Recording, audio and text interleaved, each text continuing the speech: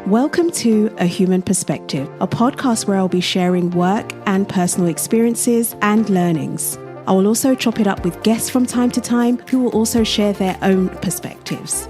I can't promise everything you hear on this podcast will always be right, but I can promise to always give you a human perspective.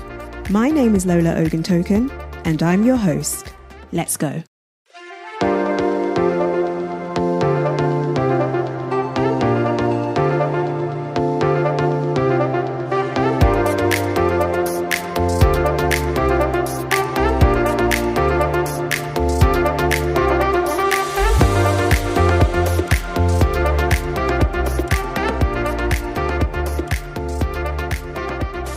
Today we're talking about unconscious bias. In case you're wondering what it means or what it is, I feel Bristol University's Equity, Diversity and Inclusion team describe it best.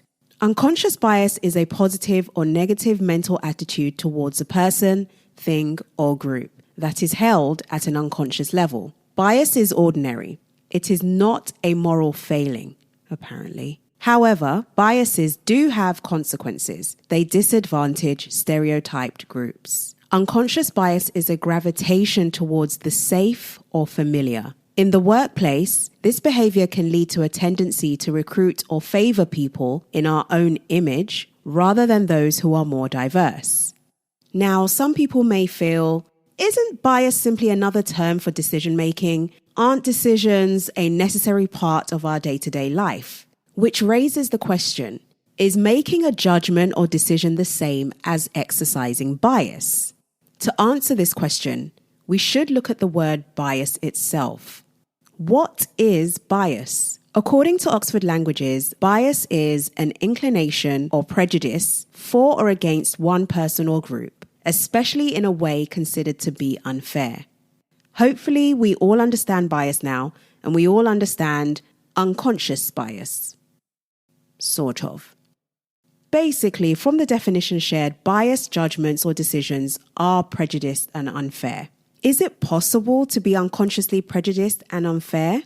I really struggle to believe this. The only people I can imagine this may apply to are those who feel they have little or nothing to learn. Is that person unconsciously biased or willingly ignorant? Are they one and the same thing? What I find interesting is many people believe they are not racist or that they treat everyone equally and fairly. They don't see color, they love and appreciate everyone, they give equal opportunities, blah, blah, blah. And they genuinely and wholeheartedly believe this. I'm convinced of this. However, in my experience, I often see their conclusions of people and actions towards people tell a different story. In the instance of the workplace, even where you do see a diverse workforce, that doesn't tell the whole story. You're simply seeing a bunch of people posing for photos. Yes, you may have a wide range of people present, but who is heard? Who is respected? Who is given room to make an impact? Who is given room to step a foot wrong? Who is proactively mentored, coached, and looked after? Who works most and receives the least? Who still doesn't quite fit in? And why? If you're a manager or have been a manager, think about the teams you've managed. Who had a voice and who did you advocate for? And why? What was the evidence of your reasoning? Was everyone measured fairly and consistently?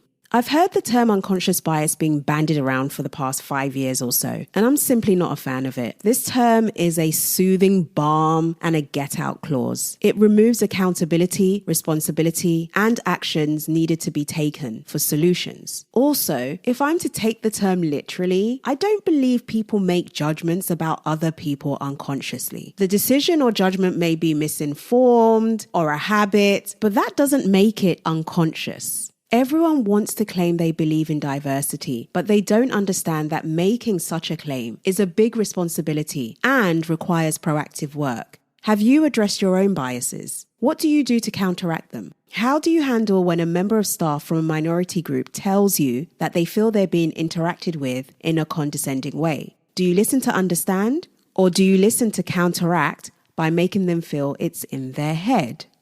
How do you handle when a possible neurodivergent team member says something you deem to be odd? Does it make you feel uncomfortable? Does it make you feel they're not a culture fit? Are your team members aware of their biases? There's no way this is not impacting how they interact and work with others. Do you even feel this is important enough to address? So maybe we don't call it unconscious bias. Maybe we call it minimized bias, or ignored bias, or just bias. Why coat it with sugar by putting it in the unconscious category? Oh, I can't help it. I don't know what I'm doing. It's all unconscious. Well, that's simply not good enough. We can't conquer our demons or resolve problems or improve society if we're not brave enough to face them head on. Maybe that's what's missing.